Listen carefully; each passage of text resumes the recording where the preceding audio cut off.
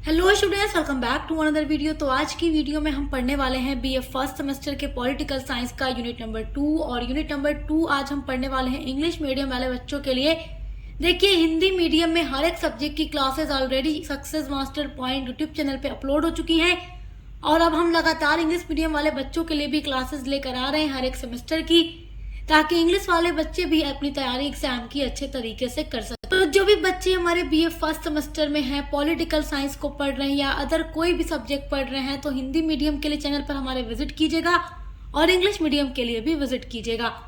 English medium में unit number 1 हम upload कर चुके हैं। आज यूनिट नंबर 2 को पढ़ेंगे, जिसमें आपको पढ़ना है स्टेज ऑफ कॉन्स्टिट्यूशन डेवलपमेंट। ये आपका फर्स्ट टॉपिक है यूनिट नंबर 2 का। सेकेंड टॉपिक है making of the constituent assembly. Third topic आपका है philosophy of Indian constitution. Fourth topic आपका है सिटीजनशिप। तो ये सारे टॉपिक आपको यूनिट नंबर 2 के अंदर पढ़ना है। तो आज का वीडियो यूनिट नंबर 2 पर पार्ट 1 है। तो आज हम पढ़ेंगे स्टेज ऑफ कॉन्स्टिट्यूशन डेवलपमेंट। देखिए, जो हमारे इंडिया का कॉन्स्टिट्यूशन है वो किस तरीके से बना है, कैसे डेवलप हुआ है और फिर कैसे जाके हमारे इंडिया का कॉन्स्टिट्यूशन बना है। देखिए, जो इंडियन कॉन्स्टिट्यूशन है ऐसे ही नहीं बना, इसके पीछे बहुत सारे प्रोसेस हैं, बहुत सारे स्टेप्स हैं जो आज की वीडियो में आप पढ़ने वाले हैं। ये बात आप जानते ही हैं कि जब अंग्रेज हमारे भारत में आए थे तो यहाँ पर वो शासन स्थापित कर लेते हैं। जो ब्रिटिश ईस्ट इंडिया कंपनी थी यहाँ पे अपना रूल जमाने लगी और फिर यहाँ पे शासन करने लगी। तो उसके बाद 1773 जो ईयर था, यहाँ से एक रिटन एक्ट आने लगा, यानी जो लिखे हुए रूप में हुआ करता था, जिसके थ्रू शासन करती थी ब्रिटिश ईस्ट इंडिया कंपनी हमारे इंडिया के ऊपर। तो ये बात ध्यान से सुनिएगा और समझिएगा। देखिए, जो संविधान होता है यानी जो कॉन्स्टिट्यूशन होता है वो एक रिटन डॉक्यूमेंट होता है जिसके थ्रू शासन किया जाता है देश का। लेकिन पहले के टाइम की अगर हम बात करें तो पहले कोई कॉन्स्टिट्यूशन नहीं होता था। पहले के जो राजा होते थे वो जो भी कह देते थे अपनी जुबान से अपनी प्रजा के लिए, जो भी आदेश दे देते थे करने के लिए, तो उनके मुंह के द्वारा कही गई हर एक बात कानून बन जाती थी और प्रजा को उसका पालन करना होता था। लेकिन जब से हमारे भारत में अंग्रेज आए तो वो रिटर्न एक्ट लेकर आने लगे। उसके बाद धीरे धीरे जब हमारा भारत 1947 में फ्री हुआ ब्रिटिश रूल से, तब यहाँ पर अपना भी कॉन्स्टिट्यूशन लागू किया गया 1950 में 26 जनवरी को। तो ऐसे ही नहीं बना, उसके पीछे पूरा स्टेज है, पूरा प्रोसेस है। तो वही प्रोसेस आपको जानना है कि कैसे डेवलप होते होते होते होते 1950 में 26 जनवरी को हमारे देश का, हमारी कंट्री का अपना कॉन्स्टिट्यूशन बन गया। तो चलिए जानना शुरू करते हैं। इतना पहले आपको बताना जरूरी था, तो इसलिए पहले ये मेन बातें मैंने आपको बता दी। तो देखिए, जो सबसे फर्स्ट एक्ट आता है ब्रिटिश संसद की तरफ से वो है रेगुलेटिंग एक्ट 1773, जो 1773 में आता है। अब ये रेगुलेटिंग एक्ट है क्या? The Regulating Act of 1773 was a significant piece of British legislation। यहाँ पर ये ध्यान से सुनिएगा, जो ब्रिटिश ईस्ट इंडिया कंपनी हमारे भारत में आई थी वो तो एक कॉमर्शियल कंपनी बनकर आई थी, यानी कि उसका पर्पस क्या था? भारत के साथ बिजनेस करना, व्यापार करना। लेकिन यहाँ पर आने के बाद उनके इरादे बदल जाते हैं, इंटेंशन उनके कुछ और हो जाते हैं यहाँ पर आने के बाद। तो जब British east India company Bharat पर शासन करने लगी तो उसके बाद जो ब्रिटिश संसद था वो 1773 में एक एक्ट भेजता है। और वो एक्ट जो था, ये एक पहली कोशिश थी ब्रिटिश संसद की तरफ से ब्रिटिश ईस्ट इंडिया कंपनी को कंट्रोल करने की। It mark the first step towards parliamentary control over the companies administration and governance in India. तो ये फर्स्ट स्टेप था, फर्स्ट कोशिश थी ब्रिटिश रूल की, ब्रिटिश पार्लियामेंट की कंट्रोल करने के लिए ब्रिटिश ईस्ट इंडिया कंपनी के एडमिनिस्ट्रेशन को और जो भी गवर्नेंस थे उनको, जो इंडिया में हो रहा था, जो भी ब्रिटिश ईस्ट इंडिया कंपनी शासन कर रही थी, उनको कंट्रोल करने के लिए ब्रिटिश संसद के थ्रू एक एक्ट बनाया जाता है 1773 में, रेगुलेटिंग एक्ट। तो यही से एक शुरुआत हुई थी रिटर्न एक्ट की। जब इस एक्ट को इंडिया में लाया गया 1773 में, तो पहली बात तो आप ये याद रखिएगा कि ये फर्स्ट स्टेप था ब्रिटिश ईस्ट इंडिया कंपनी को कंट्रोल करने के लिए, उसके एडमिनिस्ट्रेशन और उसके गवर्नेंस को। अगली जो बात आपको याद रखना है इस एक्ट के लिए वो है governor of Bengal became governor general. Bengal के गवर्नर को गवर्नर कहा जाता था, लेकिन रेगुलेटिंग एक्ट जब आता है उसके बाद गवर्नर जो होते थे बंगाल के वो बन गए गवर्नर जनरल। एंड जो फर्स्ट बंगाल के गवर्नर जनरल थे उनका नाम था वॉरेन हेस्टिंग्स। तो फर्स्ट गवर्नर जनरल कौन थे? Warren Hastings. Executive councils of 4 members under the governor general, और गवर्नर जनरल के लिए एक काउंसिल इस्टेब्लिश किया गया और वो 4 मेंबर काउंसिल थी, यानी इसमें 4 मेंबर थे जो कि गवर्नर जनरल के कामों में उनकी हेल्प किया करते थे। इसके अलावा इस एक्ट के थ्रू एक और काम किया गया था और वो काम था मद्रास एंड बॉम्बे जो था सब ऑर्डिनेट्स थ्रू बंगाल, यानी बंगाल प्रेसिडेंसी के अंडर आ जाता है मद्रास और बॉम्बे। तो जो मद्रास और मुंबई था उसको बंगाल प्रेसिडेंसी के अंडर कर दिया गया था, यानी बॉम्बे एंड मद्रास के जो भी गवर्नर होंगे वो बंगाल के गवर्नर जनरल के अंडर में होकर काम करेंगे। ये भी इस एक्ट के थ्रू किया गया। एंड जो नेक्स्ट पॉइंट आपको याद रखना है वो है सुप्रीम कोर्ट एंड कलकत्ता, यानी कि सुप्रीम कोर्ट की स्थापना की गई कोलकाता में 1774 में, यानी कि जब ये एक्ट 1773 में आया तो इसमें एक बात ये भी थी कि कलकत्ता में, जो कि अब कोलकाता के नाम से जाना जाता है, वेस्ट बंगाल की कैपिटल है, वहां पर एक सुप्रीम कोर्ट की स्थापना की जाएगी और उसको बनाया गया, स्टैब्लिश किया गया 1774 में। And the supreme court had a chief justice and 3 assistant जज। तो इसमें 1 चीफ जस्टिस होते थे एंड 3 असिस्टेंट जज होते थे जो सुप्रीम कोर्ट बनाया गया था कलकत्ता में 1774 में। रेगुलेटिंग एक्ट के बाद जो सेकेंड एक्ट इंडिया में आता है वो है पिट्स इंडिया एक्ट ऑफ 1784। क्योंकि ये 1784 में एक्ट आता है, बनता है, तो इसका नाम क्या है? Pitt's India act of 1784।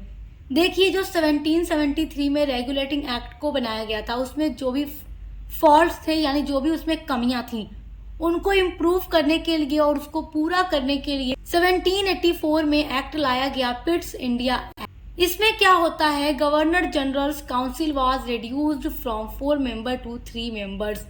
जो गवर्नर जनरल की काउंसिल बनाई गई थी, स्टैब्लिश की गई थी रेगुलेटिंग एक्ट 1773 के थ्रू, उसमें 4 मेंबर्स थे, यानी वो 4 मेंबर्स की काउंसिल थी। बट यहाँ पर अब 1 मेंबर को माइनस कर दिया जाता है और केवल 3 मेंबर्स की काउंसिल ये रह जाती है जो कि गवर्नर जनरल की हेल्प किया करते थे उनके कामों में। And the companies commercial and political functions were separated, और कॉमर्शियल और जो पॉलिटिकल फंक्शंस थे उनको सेपरेट कर दिया गया ईस्ट इंडिया कंपनी का। देखो जब ईस्ट इंडिया कंपनी आई थी इंडिया में 1600 में, तो वो एक कॉमर्शियल कंपनी के रूप में आई थी। कॉमर्शियल यानी कि बिजनेस करने के लिए, व्यापार करने के लिए, लेकिन यहाँ आने के बाद इरादे बदलते हैं और ये पॉलिटिकल कंपनी भी बन जाती है, यानी कि कॉमर्शियल के साथ साथ पॉलिटिकल फंक्शंस भी यहाँ पे शुरू कर देती है। यहाँ पर रूल अपना जमा लेती है, यहाँ पे रूल करने लगती है, इंडियंस को अपने अंडर में कर लेती है। तो पिट्स इंडिया एक्ट जब 1784 में आता है तो इसमें ये भी एक बात कही गई कि कंपनी के जो भी कॉमर्शियल फंक्शंस हैं वो अलग होंगे और जो पॉलिटिकल फंक्शंस हैं, जैसे उनको जो भी शासन करना है इंडिया के ऊपर, वो अलग होंगे। तो कॉमर्शियल एंड पॉलिटिकल फंक्शंस को अलग कर दिया गया पिट्स इंडिया एक्ट के थ्रू। एंड इसमें स्टैब्लिश्ड किया गया बोर्ड ऑफ कंट्रोल। तो बोर्ड ऑफ कंट्रोल किस एक्ट के थ्रू इंडिया में बनाया गया? तो 1784 के पिट्स इंडिया एक्ट के थ्रू बोर्ड ऑफ कंट्रोल को स्टैब्लिश किया गया था। पिट्स इंडिया एक्ट ऑफ 1784 के बाद इंडिया में जो नेक्स्ट एक्ट आता है वो है चार्टर एक्ट ऑफ 1813। तो 1813 में ही चार्टर एक्ट इंडिया आता है, ये बात याद रखिएगा। ये सब कहाँ से आते थे? ब्रिटेन से इंडिया आते थे। ब्रिटेन की जो कंपनी थी ईस्ट इंडिया कंपनी, ये भारत में शासन करने लगी थी। समझ लीजिए कि ब्रिटिश ईस्ट इंडिया कंपनी को एक डायरेक्शन देने के लिए ये अलग अलग से एक्ट ब्रिटिश संसद लेकर आ रही थी इंडिया पर अपना रूल जमाने के लिए और अपने शासन को मजबूत बनाने के लिए। तो अब देखिए चार्टर एक्ट 1813 जो आता है ये क्या होता है? इट ब्रॉट, ये लेकर आता है an end to the monopoly of East India Company. East India Company का जो भी कॉमर्शियल काम है उसको खत्म कर दिया गया, एंड कर दिया गया। ओवर ट्रेड विद इंडिया, यानी इंडिया के साथ जो ब्रिटिश ईस्ट इंडिया कंपनी व्यापार कर रही है, कॉमर्शियल जो उसके फंक्शंस हैं उसको खत्म कर दिया गया हमेशा के लिए। क्यों कर दिया गया? क्योंकि ये कंपनी तो अब शासन कर रही है ना, तो बिजनेस में उतना फायदा नहीं, जितना शासन जमा के फायदा हो रहा है। इसलिए क्या किया गया, व्यापार को खत्म कर दिया गया। बस एक व्यापार छोड़ा गया था, एक ट्रेड छोड़ा गया था। वो क्या था? तो वो कौन सा ट्रेड जो छोड़ा गया था, मतलब जो ब्रिटिश ईस्ट इंडिया कंपनी अभी भी करेगी, वो ट्रेड था टी ट्रेड, यानी कि चाय के साथ ट्रेड करना, उसका व्यापार करना। क्योंकि चाय का व्यापार करके ये काफी ज्यादा प्रॉफिट अर्न कर लेते थे। और उसके साथ साथ क्या हुआ, 1813 चार्टर एक्ट के थ्रू जो इंडिया के साथ ट्रेड था उसको ऑल ब्रिटिश सिटीजन के लिए खोल दिया गया। लेकिन उनसे एक बात कही गई थी कि वो टी का ट्रेड नहीं कर सकते। मतलब अब देखो, यहाँ पर एक बात ध्यान से समझिए, जब 1600 में British east India company India I थी, किस लिए? ट्रेड करने के लिए। तो केवल वही यहाँ पर क्या कर रही थी? ट्रेड कर रही थी। लेकिन जब यहाँ पर वो शासन जमा लेते हैं, अपना रूल जमा लेते हैं, तो जब चार्टर एक्ट 1813 आता है, तो इस एक्ट में ये बात कही जाती है कि अब जो कंपनी ट्रेड कर रही है वो ट्रेड खत्म कर दिया जाएगा। अब कंपनी केवल क्या करेगी? शासन करेगी, रूल जमाएगी। बस एक तरह का ट्रेड कंपनी अब करेगी, वो है टी ट्रेड, यानी चाय का। क्योंकि चाय से काफी ज्यादा ये प्रॉफिट अर्न करते थे। और साथ ही साथ ये भी बात इस एक्ट में कह दी गई कि अब ब्रिटिश जितने भी सिटीजन हैं, जो चाहे वो इंडिया के साथ जाके ट्रेड कर सकते हैं, लेकिन केवल चाय का ट्रेड नहीं कर सकते। क्योंकि चाय का ट्रेड कौन करेगा? ब्रिटिश ईस्ट इंडिया कंपनी करेगी, जो कि वहां की महारानी से परमिशन लेकर यहाँ आए थे ना व्यापार करने के लिए। तो महारानी है या जो संसद है, जिस तरीके से कहेंगे उस तरीके से ये ब्रिटिश ईस्ट इंडिया कंपनी क्या कर रही थी? काम कर रही थी। चार्टर एक्ट 1813 में ये भी बात कही गई थी कि जो भी क्रिश्चियन मिशनरीज हैं वो भी इंडिया जाएंगे, अपने क्रिश्चियन रिलीजन का प्रचार करेंगे और लोगों को ज्यादा से ज्यादा क्या करेंगे? मोटिवेट करेंगे कि वो क्रिश्चियन रिलीजन को एक्सेप्ट कर लें, अपना रिलीजन छोड़ के क्रिश्चियन हो जाए। तो क्रिश्चियन मिशनरीज भी इंडिया आने लगे। नेक्स्ट जो चार्टर एक्ट आता है वो है चार्टर एक्ट 1833, जो 1833 में आया। देखिए अब इसमें क्या बात कही गई थी, governor general of Bengal became the governor general of India. अब जो ये गवर्नर जनरल ऑफ बंगाल थे, अब उनको पूरे इंडिया का गवर्नर जनरल बना दिया गया। क्या बना दिया गया? पूरे इंडिया का गवर्नर जनरल। अब ये पूरे इंडिया के गवर्नर जनरल होंगे। और फर्स्ट इंडियन गवर्नर जनरल कौन थे? Lord William Bentinck. नाम नोट कर लीजिए, लॉर्ड विलियम बेंटिक। अब देखिए नेक्स्ट जो बात इस एक्ट में थी वो थी companies trade monopoly was abolish, यानी कि कंपनी का जो कॉमर्शियल राइट है उसको हमेशा के लिए खत्म कर दिया गया। अब कंपनी किसी भी तरीके का क्या है? ट्रेड नहीं करेगी, केवल क्या करेगी? शासन करेगी। तो अब ये कंपनी कॉमर्शियल कंपनी खत्म कर दी गई। अब ये कंपनी क्या बन गई? The company was now reduce to a mere administrative body. अब ये कंपनी कॉमर्शियल बॉडी नहीं है, अब ये क्या है? एडमिनिस्ट्रेटिव बॉडी है, यानी कि ये प्रशासनिक कंपनी बनकर रह गई। यानी जो अब केवल भारत पर क्या करेगी? शासन करेगी। तो यहाँ पर एक बात याद रखिएगा, कंपनी का जो कॉमर्शियल फंक्शन था वो कब हमेशा के लिए खत्म हो गया? किस एक्ट के थ्रू? तो 1833 चार्टर एक्ट के थ्रू। अब कंपनी चार्टर एक्ट 1833 के थ्रू क्या रह गई है? एडमिनिस्ट्रेटिव बॉडी, यानी जो केवल अब क्या करेगी? प्रशासन संभालेगी, भारत पे राज करेगी। नेक्स्ट जो एक्ट आता है वो है चार्टर एक्ट ऑफ 1853। अब आप सोच रहे होंगे ये एक्ट सब आ कहां से रहे थे? तो ये बात याद रखिए, भारत किसका गुलाम था? अंग्रेजों का। और ये सारे जो एक्ट आ रहे थे ब्रिटेन की तरफ से इंडिया आ रहे थे। यहाँ पर देखिए जो British east India company Bharat में आई थी व्यापार करने के लिए, अब तो वो व्यापार नहीं कर रही है, अब वो केवल शासन कर रही है। तो ये सब कुछ कहाँ से आ रहा था? समझिए, ब्रिटिश संसद की तरफ से या ब्रिटेन महारानी की तरफ से ये सब कुछ इंडिया आ रहा था। ये सब ब्रिटिश ईस्ट इंडिया कंपनी के लिए यहाँ भेजा जा रहा था। समझिए कि मालकिन वहां से क्या कर रही है? ऑर्डर दे रही है और ब्रिटिश ईस्ट इंडिया कंपनी उसी तरीके से यहाँ पर काम कर रही है। तो अलग अलग ईयर में अलग अलग एक्ट भेज करके ब्रिटिश संसद क्या कर रहा था? ब्रिटिश महारानी क्या कर रही थी? यहाँ पे शासन कर रही थी। तो ब्रिटिश ईस्ट इंडिया कंपनी यहाँ पर आती है और फिर सब कुछ वही कर रही थी, वहां से ऑर्डर मिल रहे थे और ये सब कुछ यहाँ पर कर रहे थे। तो चार्टर एक्ट ऑफ 1853 में क्या बात आई थी, क्या बात कही गई? देखिए 1853 एक्ट के थ्रू यहाँ पर सिविल सर्विसेज एग्जामिनेशन की भी शुरुआत कर दी गई और ये कॉम्पिटिटिव एग्जाम था। It was a competitive exam.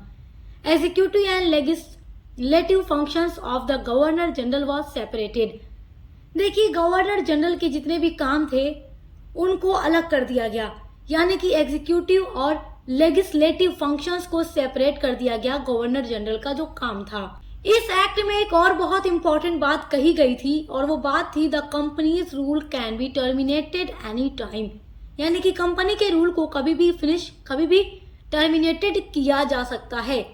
देखिए अब ब्रिटेन से ये भी बात कह दी गई चार्टर एक्ट ऑफ 1853 के द्वारा कि अब ये जो कंपनी इंडिया पे शासन कर रही है इसको कभी भी टर्मिनेटेड किया जा सकता है, फिनिश किया जा सकता है, इसका एंड किया जा सकता है। तो फिर शासन कौन करेगा? डायरेक्ट महारानी करेगी, ब्रिटिश क्राउन करेगा। अभी तक तो वो ब्रिटिश ईस्ट इंडिया कंपनी से करवा रहे थे ना ऑर्डर दे दे के, अब कौन करेगा? ब्रिटिश क्राउन डायरेक्ट भारत पर शासन करेगा। आपकी नेक्स्ट हेडिंग आ जाती है constitution development rule under the British crown. देखिए रिवॉल्ट ऑफ 1857 आप यूनिट नंबर 1 में पढ़ चुके हैं और रिवॉल्ट ऑफ 1857 जब हुआ था मैं आपको पढ़ा चुकी हूँ, आप वो वीडियो जरूर देखिएगा। तो जब रिवॉल्ट ऑफ 1857 हुआ था तो उसका रिजल्ट ये निकलता है कि ब्रिटिश क्राउन को अब ये लगने लगा कि इंडिया में जो British east India company rule कर रही है अब शायद वो उस काबिल नहीं है कि अब वो कंपनी इंडिया पर शासन कर सके, ज्यादा टाइम तक रूल कर सके, क्योंकि इंडियन जो थे लगातार कोई ना कोई मूवमेंट कर रहे थे, कोई ना कोई रिवॉल्ट कर रहे थे। और रिवॉल्ट ऑफ 1857 भले ही सक्सेसफुल नहीं हुआ, फेल हो गया, लेकिन इसने इंडियंस के हार्ट में कहीं ना कहीं राष्ट्रवाद की भावना पैदा कर दी थी। अपने देश को आजाद कराने के लिए ब्रिटिश ईस्ट इंडिया कंपनी को यहाँ से हटाने के लिए बहुत सारे मूवमेंट किए जाने लगे थे। तो अब ब्रिटिश क्राउन को ये लगा कि अब यहाँ पर डायरेक्ट शासन करना होगा, अब ब्रिटिश ईस्ट इंडिया कंपनी का जो रूल है उसको खत्म करना होगा और डायरेक्ट इंडिया पर शासन करना होगा। तो आप देखिए जो रिवॉल्ट ऑफ 1857 हुआ था उसके बाद रिजल्ट ये निकला कि अब भारत को संभालने का जो पूरी रिस्पॉन्सिबिलिटी है वो ब्रिटिश क्राउन अपने हाथों में ले लेती है। अब शासन यहाँ से कौन करेगा? कहानी की तरह समझिए कि आप एक कहानी की तरह इसको समझेंगे तो आपको जल्दी समझ में आ जाएगा। अब समझिए कि 1857 का रिवॉल्ट हो चुका है और भारत की जो भी सत्ता है वो कहाँ जा चुकी है? ब्रिटिश क्राउन के हाथों में। अब ब्रिटिश ईस्ट इंडिया कंपनी खत्म हो चुकी है। तो the begins the second phase of the constitutional development under the British crown. अब जितना भी अलग अलग से एक्ट आएगा वो किसके रूल के अंडर में आएगा? ब्रिटिश क्राउन के रूल के अंडर में आएगा। तो ये सेकेंड फेज है, यहाँ से सेकेंड फेज की शुरुआत होती है कॉन्स्टिट्यूशनल डेवलपमेंट की। अभी तक जितने भी डेवलपमेंट आपने पढ़े हैं, मतलब कॉन्स्टिट्यूशनल डेवलपमेंट 1773 के रेगुलेटिंग एक्ट से लेकर के चार्टर एक्ट ऑफ 1853 तक जितना भी आपने देखा एक्ट, वो सब कुछ कहाँ आया, कब आया? जब ब्रिटिश ईस्ट इंडिया कंपनी यहाँ रूल कर रही थी। अब 1857 का टाइम आ गया है, रिवॉल्ट ऑफ 1857 हो चुका है और अब ब्रिटिश क्राउन आ चुकी है। अब कौन शासन करेगा इंडिया पर? रूल कौन करेगा? ब्रिटिश क्राउन करेगा। तो जब ब्रिटिश क्राउन के हाथों में इंडिया की सत्ता चली जाती है तो वहां से कहा जाता है कि the begins the second phase. Second phase शुरू हो चुका है कॉन्स्टिट्यूशनल डेवलपमेंट का अंडर द ब्रिटिश रूल। तो ब्रिटिश रूल के बाद फर्स्ट जो एक्ट आता है government of India act of 1858। Companies rule ended. अब कंपनी का रूल खत्म है। India came under the British crown. अब इंडिया आ चुकी है ब्रिटिश क्राउन के अंडर में। अब इंडिया पर ब्रिटिश क्राउन क्या कर रहा है? रूल कर रहा है। The board of control was एबोलिश्ड। जो बोर्ड ऑफ कंट्रोल स्टैब्लिश किया गया था पिट्स इंडिया एक्ट में, वो 1858 के गवर्नमेंट ऑफ इंडिया एक्ट में खत्म कर दिया गया। Governor general of India was viceroy of India. अभी तक आपने देखा जो गवर्नर जनरल ऑफ इंडिया थे उनको अब वायसराय ऑफ इंडिया बना दिया गया और फर्स्ट वायसराय ऑफ इंडिया थे लॉर्ड कैनिंग। नाम नोट करिए, Lord Canning, first viceroy of the India. Government of India act of 1858 में एक और नए पोस्ट को स्टैब्लिश किया गया और वो पोस्ट था the secretary of state for India, जिसको हिंदी में भारत सचिव कहा जाता है। तो 1858 एक्ट के through secretary state for India को भी बनाया गया। He control the Indian administration through the viceroy of India. The secretary of state for India जो थे यानी भारत सचिव का जो पद था वो ब्रिटिश संसद में एक ब्रिटिश पार्लियामेंट में एक मेंबर था जो कि वायसराय के थ्रू इंडियन एडमिनिस्ट्रेशन को कंट्रोल करता था, देखता था कि इंडिया में किस तरीके का एडमिनिस्ट्रेशन हो रहा है। तो जो भारत सचिव था वो देखता था कि जो वायसराय भेजा गया है इंडिया में वो किस तरीके से एडमिनिस्ट्रेशन कर रहा है, जैसे उनको चाहिए बिल्कुल उस तरीके से सारी चीजें हो रही है या नहीं हो रही हैं। तो वो सारी चीजों को कंट्रोल करते थे इंडिया में वायसराय के थ्रू। जो नेक्स्ट एक्ट आता है वो है इंडियन काउंसिल एक्ट ऑफ 1861। इसमें क्या होता है, gave governor general power to issue ordinances. तो इसमें गवर्नर जनरल को पावर दी जाती है फर्स्ट टाइम ऑर्डिनेंसेस की। नेक्स्ट जो बात इसमें है वो है legislative powers of the provinces of Bombay and Madras was restored. तो आपने देखा था कि रेगुलेटिंग एक्ट 1773 जब आया था तो उसमें बॉम्बे एंड मद्रास की जो प्रेसिडेंसी थी वो बंगाल के गवर्नर के अंडर में कर दी गई थी। लेकिन जब इंडियन काउंसिल एक्ट ऑफ 1861 आता है तो बॉम्बे एंड मद्रास की जो भी पावर्स थी उनको क्या किया गया, सेपरेट यानी अलग कर दिया गया, उनका विकेंद्रीकरण कर दिया गया। इंडियन काउंसिल एक्ट ऑफ 1861 में एक मेन बात यह भी थी कि allowed Indians to participate in the law making process, यानी कि ब्रिटिश गवर्नमेंट जितने भी एक्ट बना रही थी अभी उन सभी प्रोसेस में कभी भी इंडियंस को इंक्लूड नहीं किया गया, इंडियंस को शामिल नहीं किया गया, हत्ता कि उसमें इंडियंस को जाने की कोई परमिशन ही नहीं थी। लेकिन अब यहाँ पर देखिए ब्रिटिश गवर्नमेंट काफी चालाक थी, उसने सोचा कि वो जो अलग अलग एक्ट लेकर आ रही है इंडियंस के ऊपर, देखिए इंडियंस के ऊपर शोषण और अत्याचार भी बहुत ज्यादा किया जा रहा था। गवर्नमेंट रूल में जबरदस्ती खेती कराई जाती थी और अलग अलग तरह से ही टैक्स वसूले जाते थे, हत्ता कि जो किसानों की फसलें होती थी, आधे से ज्यादा उनकी जो फसलें होती थी, खेती होती थी, वो तो टैक्स के रूप में ब्रिटिश गवर्नमेंट ले ही लेती थी। तो हर तरीके से इंडियंस का शोषण हो रहा था, तो मूवमेंट बढ़ता चला जा रहा था, बढ़ता चला जा रहा ब्रिटिश गवर्नमेंट के खिलाफ। तो अब ब्रिटिश गवर्नमेंट ने सोचा कि ये इंडियंस इतना ज्यादा मूवमेंट कर रहे हैं, उससे बेहतर होगा कि हम लॉ मेकिंग प्रोसेस में उनको शामिल कर लें, इंक्लूड कर लें। तो इससे वो दबे रहेंगे और सोचेंगे चलो सरकार हमें भी तो इंक्लूड कर रही है लॉ मेकिंग प्रोसेस के अंदर, तो इसलिए उसने ऐसा करना भी शुरू कर दिया। नेक्स्ट जो एक्ट आता है वो है इंडियन काउंसिल एक्ट ऑफ 1892। देखिए इस एक्ट में क्या होता है, जो साइज था ऑफ द लेजिस्लेटिव काउंसिल उसको इंक्रीज कर दिया गया। नेक्स्ट जो बात इसमें थी, the legislative council was given more power. तो इस एक्ट के थ्रू लेजिस्लेटिव काउंसिल को मोर पावर दी गई। They had the power to deliberated on the budget and could pose questions to the executive. तो देखिए लेजिस्लेटिव काउंसिल में इनको पावर भी दी गई और इनको ये भी पावर दी गई कि वो बोल सकते हैं, बजट में भी बैठ सकते हैं, देख सकते हैं और क्वेश्चंस भी एग्जीक्यूटिव से पूछ सकते हैं, जो कि पावर अभी तक नहीं दी गई थी। वो पावर इस एक्ट के थ्रू दे दी जाती है लेजिस्लेटिव काउंसिल को। And indirect elections were introduced for the first time. और फर्स्ट टाइम क्या होता है, इनडायरेक्ट इलेक्शन भी कराया जाता है इंडिया में इस एक्ट के थ्रू। जब ये एक्ट आता है तो इसके बाद क्या होता है, इनडायरेक्ट इलेक्शन होता है फर्स्ट टाइम। ये बात याद रखिएगा, फर्स्ट टाइम होता है। नेक्स्ट जो एक्ट आता है वो है Indian council act 1909। Indian council act of 1909 also known as the Morley Minto reform. तो ये याद रखिएगा, इसको मॉडले मिंटो रिफॉर्म के नाम से भी हिस्ट्री में जाना जाता है। Was an act of the British parliament that extended the limited political participation of Indians in India and introduced the system of direct election for the first time। तो इससे पहले 1892 एक्ट में आपने देखा फर्स्ट टाइम इनडायरेक्ट इलेक्शन हुआ था, लेकिन इसमें फर्स्ट टाइम डायरेक्ट इलेक्शन भी कराया जाता है अंडर दिस एक्ट। और इस एक्ट के through a separated electorate was provides for Muslims.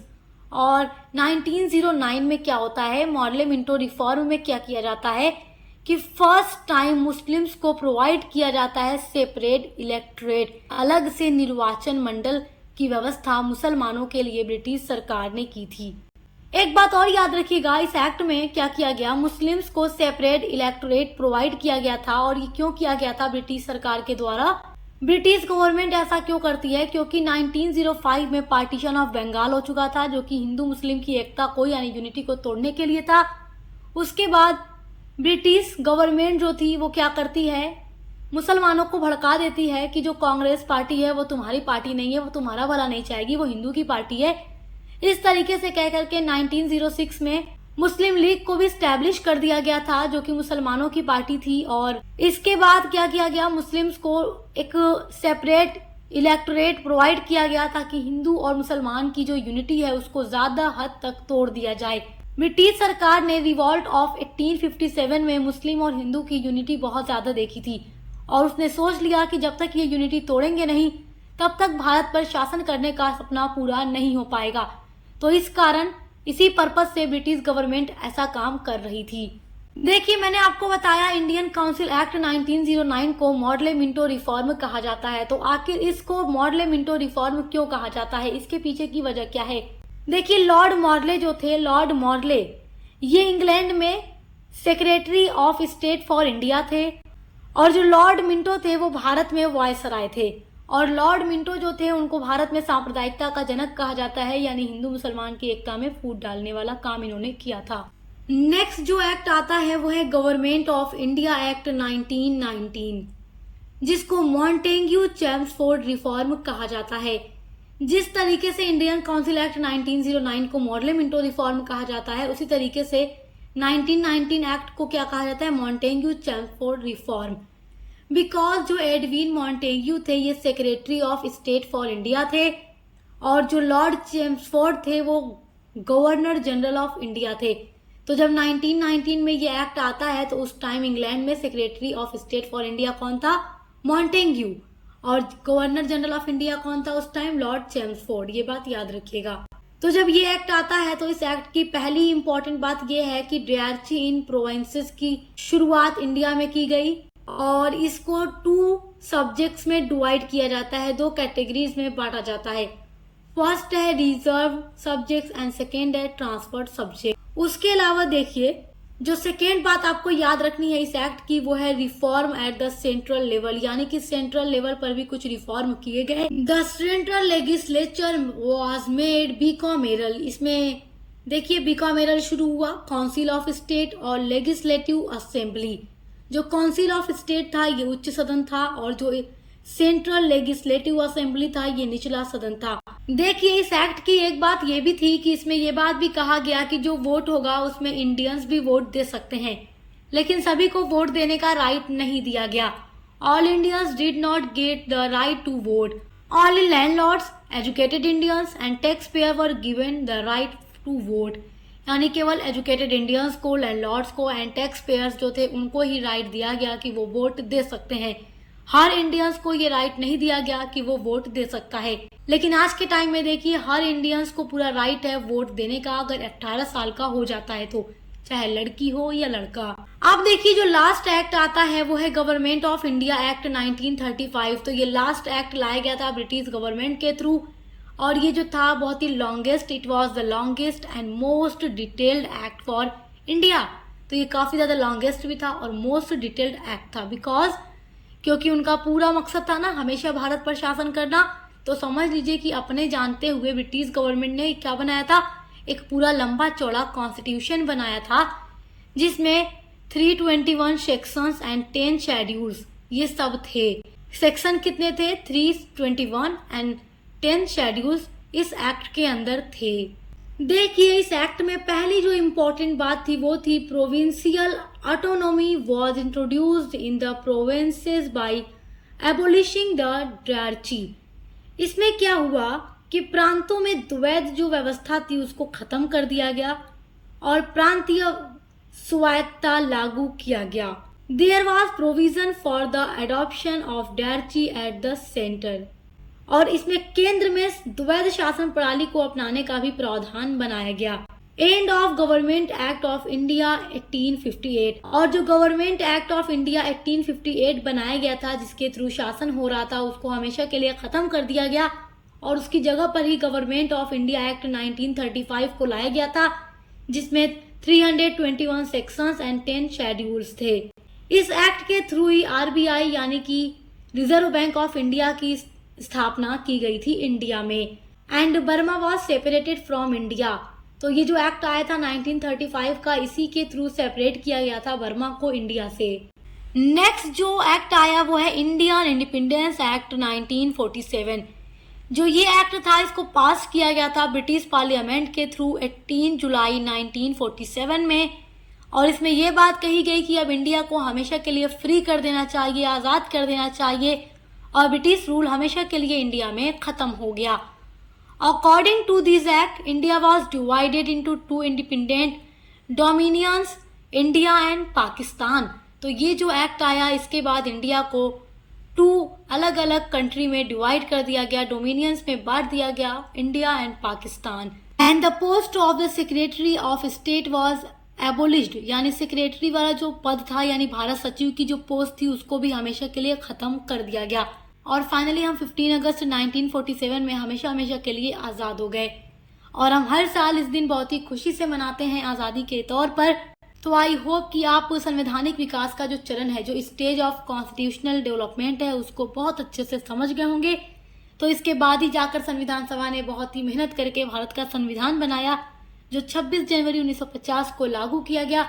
और हम हर ईयर 26 जनवरी को रिपब्लिक डे के रूप में सेलिब्रेट करते हैं बहुत ही खुशी के साथ। तो इसी तरीके से एक सीक्वेंस में क्लासेस आपकी हर एक सब्जेक्ट की अपलोड हो रही है, विजिट जरूर कीजिएगा। पसंद आए तो सब्सक्राइब करना मत भूलिएगा। अब मिलते हैं अगले वीडियो के साथ।